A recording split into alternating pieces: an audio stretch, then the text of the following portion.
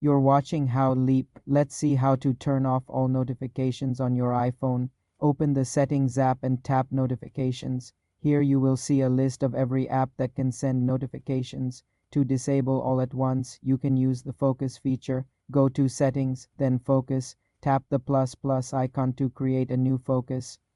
Name it Silent or No Notifications. Tap Next. Under Customize Focus, tap People and select None. Tap Apps and select None.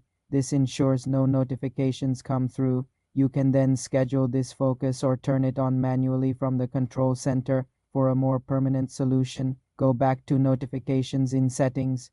Must manually toggle off Allow notifications for each app individually. There is no global turn off all switch. Alternatively, you can enable Do Not Disturb from the control center, which silences calls and notifications but doesn't block them from appearing on your lock screen. To truly stop all visual alerts, you must manually disable each app in the notifications settings. This process ensures you have complete control over which apps can alert you. For more simple iPhone settings tutorials, subscribe to the channel.